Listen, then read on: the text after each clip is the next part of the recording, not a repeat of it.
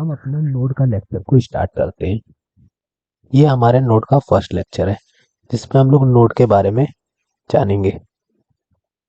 Node JS एक जावा script की library है जो बैकएंड के लिए यूज की जाती है। इसमें हम लोग थ्योरी पे बहुत कम ध्यान देंगे और मैं आपको ऐसे पढ़ाने वाला हूँ जिससे आपको ये पूरा कोर्स अच्छे से समझ में आ जाए और आप कभी इसे नहीं भूल पाए। तो नोड को स्टार्ट करते हैं। नोड जेएस से हम लोग वेबसाइट बनाने के लिए कई सारे आर्किटेक्चर का यूज करते हैं, बट मैं आज आपको एक प्रोजेक्ट बनाकर दिखाऊंगा नोड में जिसमें हम लोग बहुत ज़्यादा इम्पोर्टेंट एमवीसी आर्किटेक्चर का यूज़ करने वाले हैं।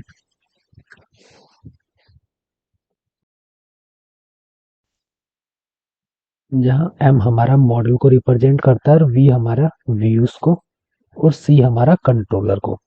एमवीसी यानी मॉडल व्यू कंट्रोलर।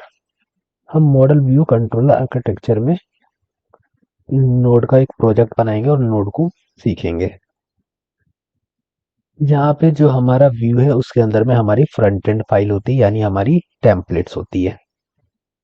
ठीक, टेम्पलेट्स यानी फ्रंट एंड और हमारा HTML CSS जावास्क्रिप्ट जो हमें यूजर को दिखाना होगा उस चीज को हम लोग अपने व्यूज के फोल्डर में रखेंगे। फिर उसके बाद हमारा कंट्रोलर। कंट्रोलर में हम लोग बैकएंड का पार्ट यानी हम लोग लॉजिक लिखते हैं। जो भी हम लोग को अपने प्रोजेक्ट में लॉजिक लगाना है वो हम कंट्रोलर में लिखेंगे। और जो भी हमारा डेटाबेस से जो भी डेटा लाना सेव करना वो सबको हम लोग मॉडल में लिखेंगे। डेटाबेस की सारा हम लोग फाइल्स को मॉडल में लिखेंगे।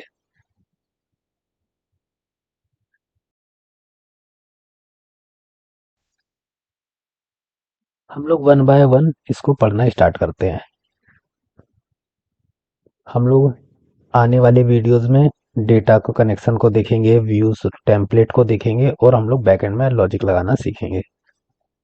ये सारी फाइल्स को हम अपने आने वाली वीडियोस में कवर करेंगे और मैं आपको एक प्रोजेक्ट बना कर दूंगा जिसमें आपको सारा का सारा सोर्स कोड आपको नीचे मिल जाएगा। अगर आपको कोई भी डाउट हो तो आप नीचे वाले फीडबैक सेक्शन में जाके हमसे कोई भी डाउट पूछ सकते हैं। हम लोग इसके लिए हम लोग नोड का यूज करेंगे और नोड जेएस के अंदर में हम लोग कुछ लाइब्रेरीज का यूज करेंगे। एक हम लोग अपने एक्सप्रेस का यूज करेंगे राउटिंग के लिए। हम लोग डेटाबेस के लिए इधर माई एसक्यूएल का यूज करने वाले हैं।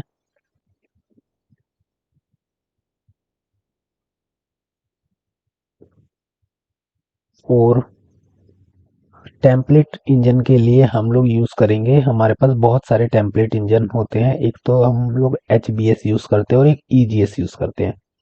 तो इन्हीं दोनों में से किसी एक टेम्पलेट इंजन को यूज करके हम लोग अपने प्रोजेक्ट को कंप्लीट करेंगे जो टेम्पलेट इंजन ज़्यादा पॉपुलर हो और ज़्यादा यूजफुल हो। जो टेम्पलेट इंजन इंडस्ट्री में सबसे ज़्यादा यूज करा जाता है हम उस टेम्पलेट इंजन को यूज करके अपने प्रोजेक्ट को क्रिएट करेंगे। जहाँ एक्सप्रेस हम लोग यूज करते हैं राउटिंग के लिए, जो भी हमारे URL में जो भी राउटिंग होती है उसके लिए हम लोग एक्सप्रेस का यूज करेंगे। माई एसक्यूएल हम लोग डेटाबेस के लिए यूज करेंगे और EGS और HBS हमारी टेम्पलेट्स होगी यानी हमारा HTML CSS जावास्क्रिप्ट हम लोग अपनी EGS फाइल में लिखेंगे।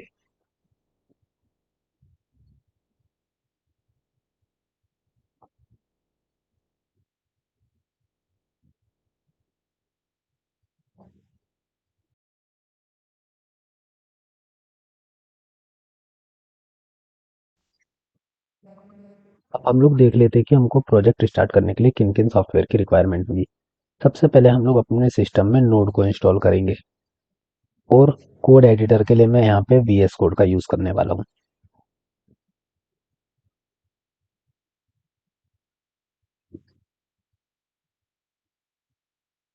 हम लोग गूगल पे सिंपल नोड इंस्टॉल लिखकर हम लोग नोड को इंस्टॉल कर सकते हैं। नोड इंस्टॉल करने के लिए कुछ भी नहीं करना, हमको अपने ऑपरेटिंग सिस्टम के अकॉर्डिंग फाइल को डाउनलोड करके सिंपल इंस्टॉल कर लेना है। और टेक्स्ट एडिटर के लिए मैं VS कोड का यूज करने वाला हूँ। जब आप नोड इंस्टॉल करें तो सबसे पहले आपको अपना CMD को ओपन करना है और यहाँ पे नोड माइनस माइनस वर्जन लिखकर अपने नोड का वर्जन सेलेक्ट कर लेना है। जब मैं ये वीडियो बना रहा हूँ तब मेरे नोड का वर्जन ये है। और VS कोड भी मेरा यहाँ पे इंस्टॉल है। मैं सबसे पहले एक फाइल क्रिएट कर लेता हूँ डेस्कटॉप पे, जिसमें हम अपनी सारी वीडियोस को, कोड को लिखेंगे, जिसमें हम अपने प्रोजेक्ट को ऐड करेंगे। तो अभी के लिए मैं फोल्डर का नाम रख लेता हूँ नोड लेसन, और इस प्रोजेक्ट को मैं अपने VS कोड में ओपन कर लेता हूँ। VS कोड में ओपन करने के लिए आप यहाँ पे लेफ्ट क्लिक करके, अगर आप विंडो 11 यूज कर रहे हैं तो आपको ऐसे ऑन करना पड़ेगा। अब हमारा जो VS कोड है वो हमारे फोल्डर में ओपन हो जाएगा। तो हम MVC आर्किटेक्चर पे वर्क करने वाले हैं। तो सबसे पहले मैं एक पब्लिक फोल्डर बना देता हूँ। यहाँ से मैं एक फोल्डर क्रिएट कर लेता हूँ पब्लिक, और पब्लिक के अंदर में मैं अपनी मेन बैकएंड की फाइल बनाऊंगा। तो मैं इंडेक्स बना लेता हूँ। कई लोग इसे सर्वर डॉट जीएस भी बनाते हैं, बट मैं अभी के लिए इंडेक्स डॉट जीएस बना लेता हूँ। और मुझको अपने प्रोजेक्ट के लिए कई सारी डिपेंडेंसी चाहिए होगी, तो मैं सबसे पहले इसका टर्मिनल को ओपन कर लेता हूँ। टर्मिनल ओपन करने के बाद सबसे पहले हमको जो हमारा मेन प्रोजेक्ट है, फाइल है, उस फोल्डर के अंदर, यानी पब्लिक से पहले हमको उसमें नोड मॉड्यूल्स को इंस्टॉल करना होगा। तो नोड मॉड्यूल इंस्टॉल करने के लिए मैं npm i नोड मॉड्यूल्स लिखूंगा। मैंने नोड मॉड्यूल्स की स्पेलिंग गलत लिख दी। npm नोड पैकेज मैनेजर है जो हमको बाहर से डिपेंडेंसी डाउनलोड करने में हमारी हेल्प करता है। तो मैं लिख लेता हूँ npm i नोड मॉड्यूल्स, और इसको इंस्टॉल कर लेते हैं। थोड़ा सा ये टाइम लेगा। जब तक ये इंस्टॉल होता है तब तक हम जान लेते हैं डिपेंडेंसी क्या होती है। डिपेंडेंसी कुछ बाहर की फाइल्स होती है जो हम लोग बाहर से अपने सिस्टम में डाउनलोड करके उसको यूज करते हैं फाइल्स बनाने के लिए। हमारे पास नोड मॉड्यूल्स का एक फोल्डर आ गया है। इसमें हमारे पास पहले से ही कोड है जिनका हम लोग यूज करके बनाएंगे, और एक हमारे पास पैकेज डॉट जेएस है जिसमें हमारी डिपेंडेंसी दिखाई देगी, जो भी हम लोग बाहर से इंस्टॉल करेंगे। जैसे अभी हमारी डिपेंडेंसी में एक हमको दिखाई दे रहा है नोड मॉड्यूल्स, मतलब अभी मेरे पास सिर्फ एक ही डिपेंडेंसी है नोड मॉड्यूल्स। अब हम लोग अगली डिपेंडेंसी इंस्टॉल करने वाले हैं एक्सप्रेस। आप बस इंस्टॉल कर लो, मैं आपको एक एक करके बाद में बताऊंगा कि इन सारी लाइब्रेरियों का यूज क्या है और हम इन सबको क्यों इंस्टॉल कर रहे हैं। तो मैं एक्सप्रेस को इंस्टॉल कर लेता हूँ।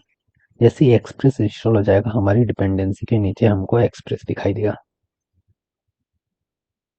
देखिए, अब हमारी डिपेंडेंसी के नीचे एक और फाइल आ गई है जिसका नाम है एक्सप्रेस। अब हम लोग कोड लिखना स्टार्ट करते हैं। कोड लिखने के लिए मैं वापस चला जाता हूँ अपने पब्लिक फोल्डर के इंडेक्स वाली फाइल में। यहाँ पे सबसे पहले मुझको आ, अपने एक्सप्रेस को एक्वायर करना पड़ेगा। एक्सप्रेस को एक्वायर करने के लिए मैं लिखता हूँ const express equal require express. ऐसा करने से एक्सप्रेस की जो भी पावर है वो हमारे एक्सप्रेस नाम के वेरिएबल में स्टोर हो जाएगी।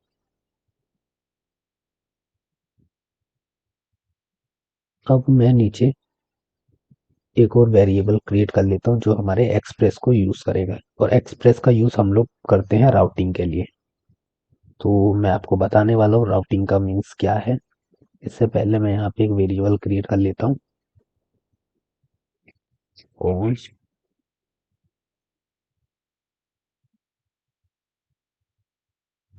ऐप इक्वल, इसको मैं एक्सप्रेस का पावर दे दूंगा। तो यहाँ से अब जो मेरा एक्सप्रेस की पावर है वो हमारे एक्सप्रेस के वेरिएबल से आ गई ऐप पे। अब जो भी हमारा प्रोजेक्ट है उसका जो मेन है वो है ऐप।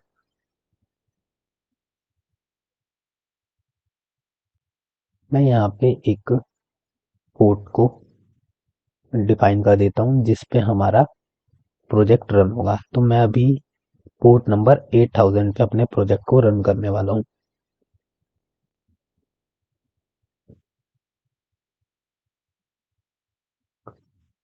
फिर हम लोग इसको रन करने के लिए हमको अपने ऐप को लिसन करना पड़ेगा। तो मैं यहाँ पे लिखता हूँ app dot listen. App dot listen जो है हमारा दो आर्ग्यूमेंट लेता है, एक तो हमारा पोर्ट नंबर और दूसरा हमारा कॉल बैक फंक्शन, कि उस अगर उस पोर्ट पे रन हो जाए तो हमको बदले में रिस्पॉन्स में क्या फंक्शन रन करना है। तो मैं ऐप डॉट लिसन पे पोर्ट पास कर देता हूँ और एक फंक्शन बना देता हूँ कि अगर मेरा ऐप अगर इस पोर्ट नंबर पे चल जाए तो मैं कंसोल में एक मैसेज प्रिंट कर दूंगा। फंक्शन लिखने के हमारे पास दो तरीके होते हैं, एक तो आप डायरेक्ट फंक्शन लिख सकते हैं, नहीं तो आप एरो की का यूज कर सकते हैं। तो एरो की जो है वो कम टाइम लेती है, हमको फंक्शन पूरा लिखना नहीं पड़ता है, तो मैं अपने प्रोजेक्ट में एरो की का ही यूज करने वाला हूँ। तो मैं ऊपर वाली चीज को हटा देता हूँ।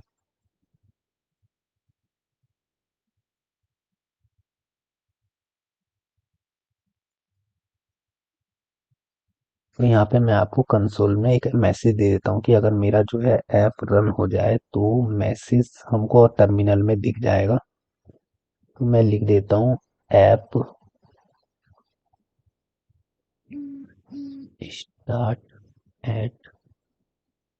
यहाँ पे मैं अपना लोकल होस्ट पे मैं रन करा रहा हूँ, तो मैं यहाँ पे लोकल होस्ट का पाथ दे देता हूँ और पोर्ट को भी साथ में दे देता हूँ।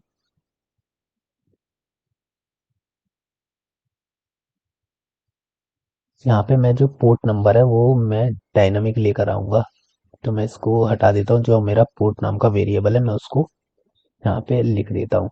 तो यहाँ पे क्या होगा कि जो मेरा ये स्ट्रिंग है उसके साथ मेरा जो पोर्ट नंबर है वो ऐड हो जाएगा। तो यहाँ पे हमारे पास अगर मैं इसको रन कराता हूँ तो हमको ये मैसेज प्रिंट होकर मिलेगा।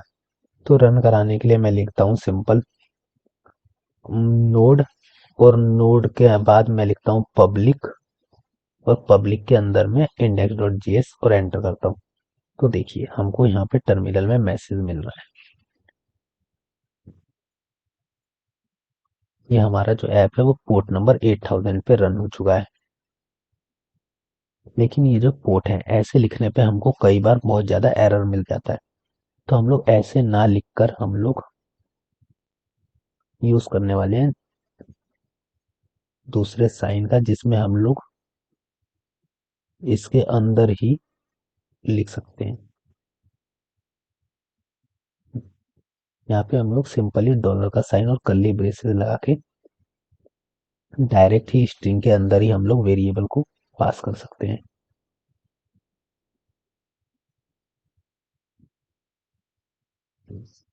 तो ये तरीका सबसे अच्छा है, इसमें हम लोगों को एरर देखने के लिए बहुत कम मिलता है। तो आप भी इस ऐसी तरीके का यूज करा करिए। अब मैं टर्मिनल को क्लीन करके अब मैं वापस रन करके दिखाता हूँ। जैसे ही मैं एंटर करूंगा मेरा प्रोजेक्ट रन हो जाएगा। मैं इसको क्रोम पे ओपन कर लेता हूँ।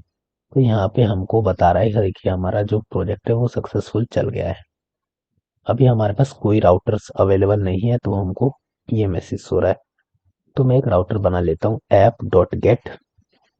जो हमारा गेट है वो दो चीज लेता है, एक तो हमारा यूआरएल लेता है, यूआरएल स्ट्रिंग हमको देना होता है, और फिर एक फंक्शन देना होता है कि वो इस यूआरएल पे चल जाएगा। तो हमको क्या करना है, तो मैं यूआरएल खाली दे रहा हूँ, यानी जब भी हमारा फंक्शन पे कोई भी यूआरएल ना हो तो क्या करना है, ये वाले फंक्शन को कॉल कर देना है। बट हमारा जो राउटर है वो दो आर्ग्यूमेंट लेता है, रिस्पॉन्स और रिजल्ट। तो अभी के लिए मैं यहाँ पे लिख देता हूँ रिजल्ट डॉट सेंड, और मैं यहाँ पे एक मैसेज दे देता हूँ। कोई भी हम लोग प्रोग्राम स्टार्ट करने से पहले जो अपना फर्स्ट मैसेज डालते हैं हेलो वर्ल्ड, तो मैं यहाँ पे हेलो वर्ल्ड मैसेज को लिखकर प्रिंट कर देती हूँ हेलो वर्ल्ड। तो ये हमारा राउटर है। तो जब भी हमारा यूआरएल अगर नल आएगा यानी यूआरएल में कुछ भी नहीं होगा तो हमारा ये मैसेज चलेगा। हमको अपना जो नोड है उसको रीस्टार्ट करना पड़ेगा। ऐसा हमको बार बार करना पड़ता है नोड अगर हम लोग यूज करते हैं तो। लेकिन अगर हम लोग हमारे प्रोजेक्ट में ऐसे छोटे छोटे अगर हजारों चेंजेस होंगे तो हम लोग हजार बार इसको रन करेंगे। तो इसीलिए मैं इस चीज को रिमूव करके मैं नोड की जगह एक और डिपेंडेंसी यूज करने वाला हूँ, नोड मोन। नोडमोन जो भी मेरा पेज होगा उसके डायनामिक चेंजेस को डिटेक्ट करके ऑटोमेटिक हमारे ऐप को रीस्टार्ट कर देगा, मुझको बार बार नोड लिखना नहीं पड़ेगा। तो मैं npm i नोडमोन लिख लेता हूँ और अपने पैकेज को इंस्टॉल कर लेता हूँ। देखिए हमारे पास एक और डिपेंडेंसी इंस्टॉल हो गई जिसका नाम है नोडमोन, और मैं अपने ऐप को अब नोड की जगह नोडमोन से स्टार्ट करने वाला हूँ। नोडमोन, ये हमारा ऐप स्टार्ट हो गया।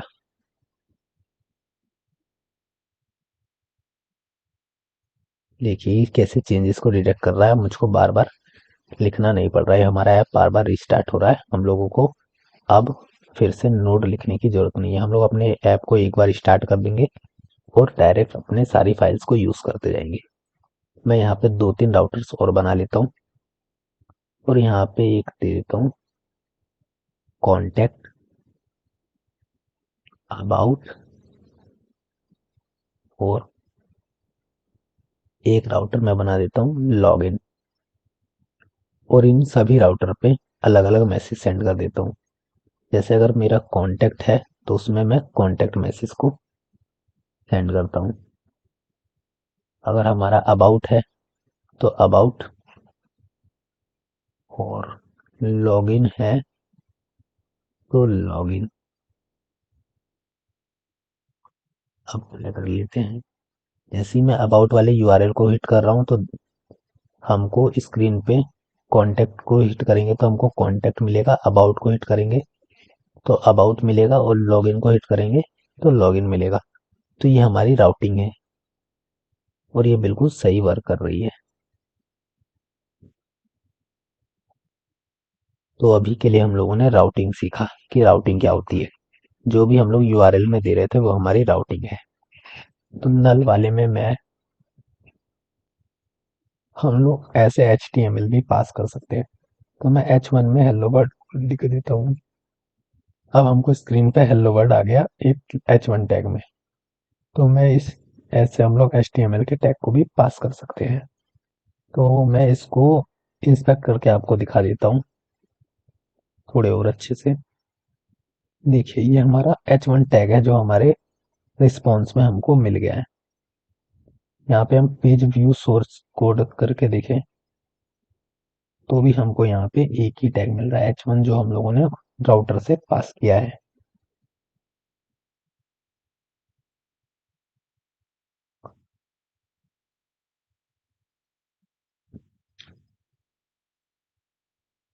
कुछ और मैसेज बना के हम लोग ट्राई करते हैं।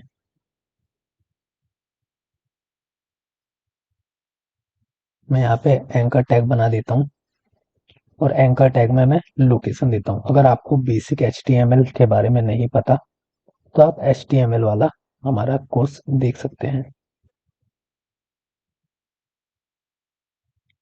होम पेज,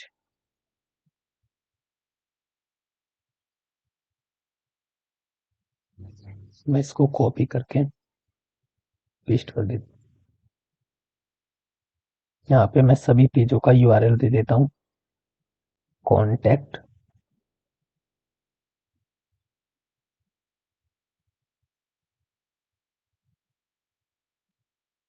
अबाउट और लॉगिन। अब ये मैं सब के अंदर में सेम को रिप्लेस कर देता हूँ।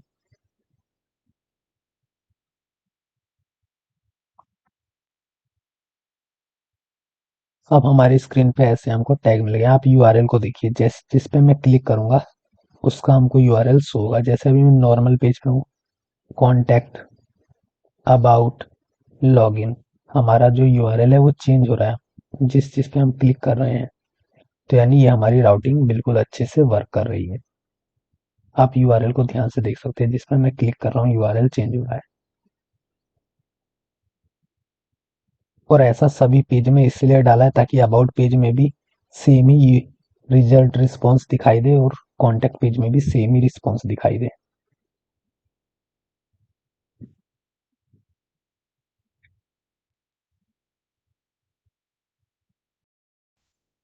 बट हम लोग बात कर रहे हैं एक MVC आर्किटेक्चर के बारे में। MVC आर्किटेक्चर के लिए हम लोगों को राउटर के लिए एक अलग पेज बनाना होगा। राउटर के लिए अलग पेज बनाना होगा तो मैं यहाँ पे एक फोल्डर नया क्रिएट कर लेता हूँ राउटर नाम से। यहाँ पे मेरी जो भी राउटर की फाइल होगी वो होगी। राउटर वाले फोल्डर में मैं एक फाइल बना लेता हूँ जिसका नाम होगा router.js। मैं अपनी राउटिंग का जो भी काम होगा इस पेज में करूंगा। तो राउटिंग करने के लिए हम लोगों को एक्सप्रेस की नीड होती है, तो मैं फिर से एक्सप्रेस को यहाँ पे एक्वायर कर लेता हूँ, सॉरी रिक्वायर कर लेता हूँ। तो मैं यहीं से कॉपी कर लेता हूँ।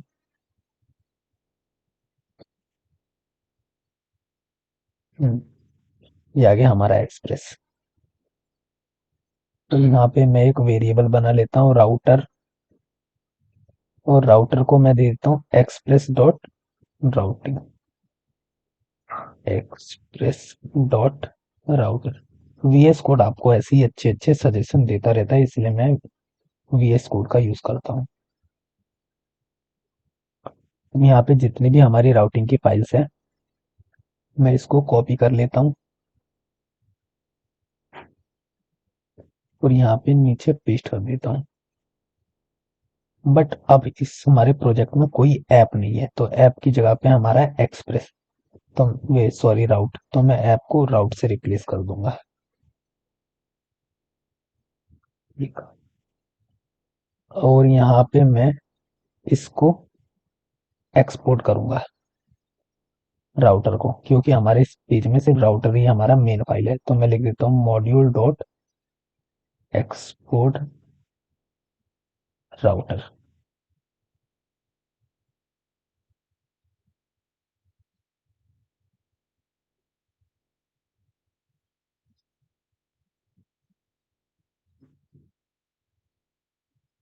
ये हमारा इस पेज पे हमारी सारी राउटिंग है। अब मैंने यहाँ पे इसको एक्सपोर्ट किया है, तो मतलब मुझे यहाँ पे इसको दूसरे फाइल में, जो हमारा मेन फाइल है उसमें रिक्वायर करना पड़ेगा। तो मैं यहीं पर ही लिख लेता हूँ, एक वेरिएबल बना देता हूँ cons dot router equal require, और जो हमारा राउटर है उसको हम लोग यहाँ पे रिक्वायर करेंगे। तो राउटर जो है हमारा राउटर वाले फोल्डर में है। तो अभी मैं पब्लिक फोल्डर में हूँ, तो मैं पब्लिक से एक फोल्डर बाहर आऊंगा और राउटर में जाऊंगा, और राउटर में हमारे पास राउटर, तो अभी हमारे पास इस वेरिएबल में राउटर आ गया है। तब मुझे अपने ऐप को बताना है कि जो मेरा राउटर है वो यहाँ पर है। तो मैं यहाँ पे लिख देता हूँ ऐप डॉट यूज,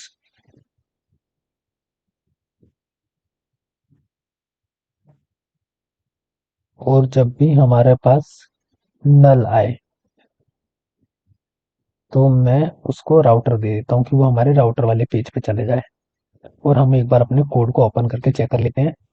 ये रहा, हमारे कोड में कोई भी डिफरेंस नहीं आ रहा, हमारा कोड वैसे ही चल रहा है जैसे पहले चल रहा था। तो इससे जो हमारे पास जो फाइल है वो डिवाइड हो गई। हम एक ही फाइल में सारा कोड लिख नहीं सकते। अगर हम एक ही फाइल में लिखेंगे तो वो हमारा अच्छा आर्किटेक्चर नहीं होगा। हम लोग को एमवीसी आर्किटेक्चर में काम करना है, जानना है कि इंडस्ट्री में कैसे कोड लिखे जाते हैं। तो ये करने से हमारा एक फायदा ये है कि अगर मान लेते हैं कि हमारे पास एक पेज है और एक पेज में मैं 1000 लाइन के कोड्स को लिखता हूँ, तो हमको डिबग करने में ज्यादा इजी होगा कि अब मेरे पास 10 फाइल है 100 कोड की, तो मुझे कोड को डिबग करने में ज्यादा फायदा होगा। ऑब्वियसली जिसमें नंबर ऑफ लाइन कोड कम रहेंगे, हम उस कोड को डिबग करने में हमारा ज्यादा फायदा होगा। बट कोड का साइज तो उतना ही रहेगा, हम लोग उसको डिवाइड कर सकते हैं छोटे छोटे पेजेस में, जिससे हमको डिबग करने में इजी रहेगा। हम एक एक पेज को डिबग कर सकते हैं।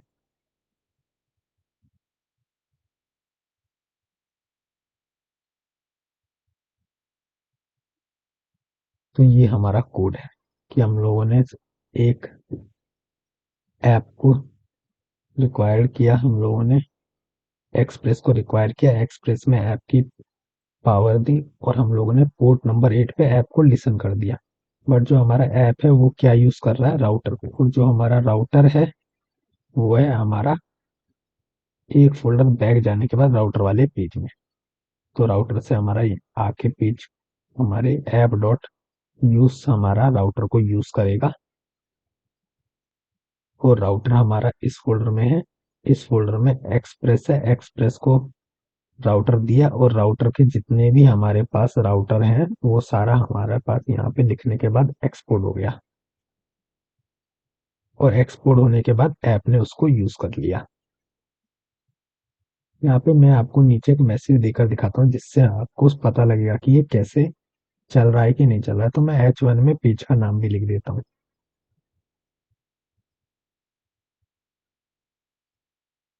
H1 हमारा HTML का हेडिंग टैग होता है।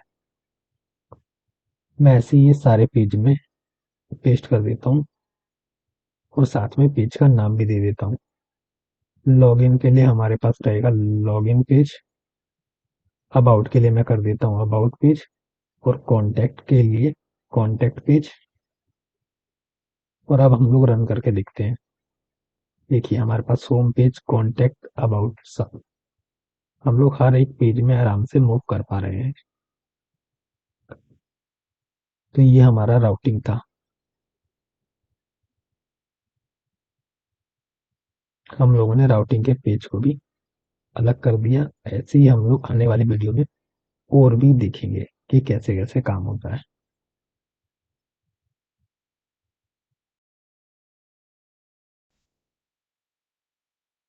हम लोग थोड़ा सा और समझ लेते हैं कि हम लोगों ने अभी तक क्या किया है। एक हम लोगों ने पब्लिक फोल्डर बनाया जिसके अंदर में हम लोगों ने index.js रखा है, जो हमारी मेन फाइल है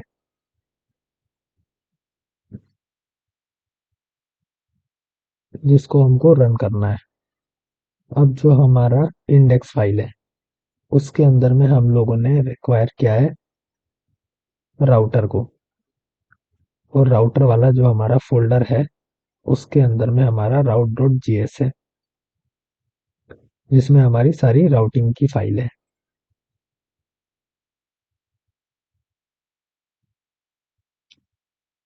जिसमें हमारा यूआरएल है, और जिस यूआरएल को हम लोग हिट करते हैं जो रिस्पॉन्स देना है। और जो हमारा मेन है index.js है जिसको हम रन करेंगे तो हमारी सारी फाइल रन हो जाएगी।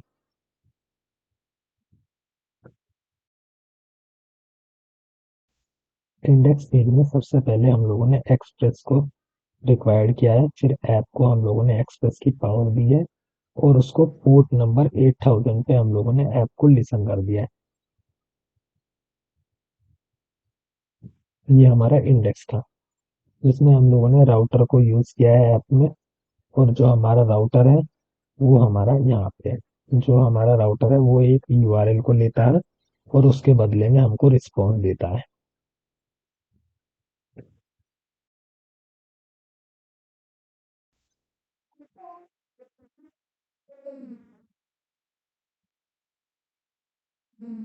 तो अब हम लोग देखने वाले हैं कि हम लोग यूआरएल से डेटा को कैसे पास कर सकते हैं। तो मैं यहाँ पे एक राउट को कॉपी कर लेता हूँ, और यहाँ पे राउट को मैं नेम दे देता हूँ। तो यहाँ पे यहाँ कॉलन आईडी लिख लेते हैं। यहाँ पे जो नेम है, नेम यूआरएल के साथ में मैं एक आईडी पास करूंगा,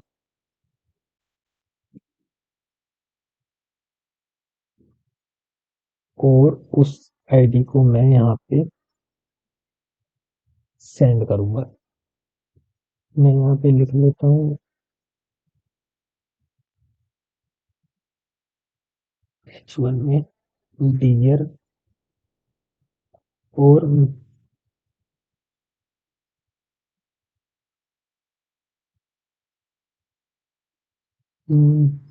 डियर, मैं यहाँ पे नेम ही पास करता हूँ आईडी की जगह।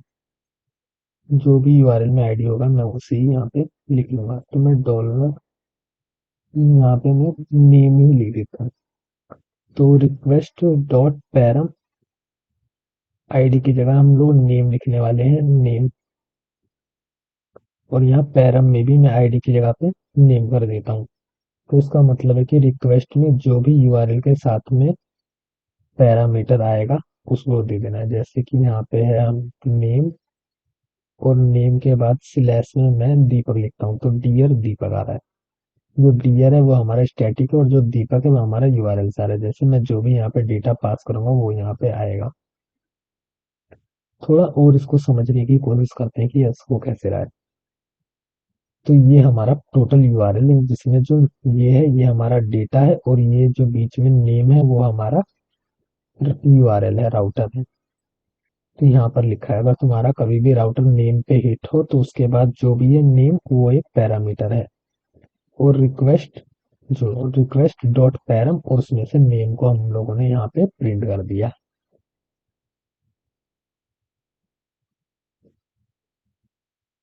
तो जो भी इसमें कोई दिक्कत नहीं है, वेरिएबल का नाम कुछ भी ले सकते हैं, और जो हम लोग यहाँ लेंगे वही हमको नीचे लिखना है, और हमारे पेज पे कोई डिफरेंस नहीं होगा।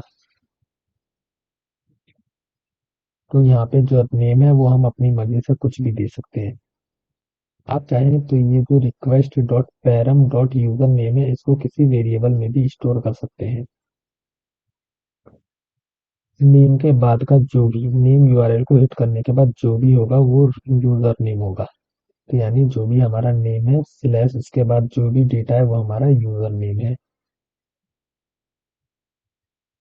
ठीक, नेम के बाद जो भी हमारा डेटा है, नेम हमारा राउटर है, उसके बाद जो है ये हमारा पैरामीटर है यूजर नेम, और request dot param dot user name से हम इसको प्रिंट करा सकते हैं। ये हमारा नेम, ये हमारा यूजर नेम पैरामीटर, और इधर रिक्वेस्ट डॉट पैरम से हम लोगों ने यूजर नेम को उधर प्रिंट करा दिया।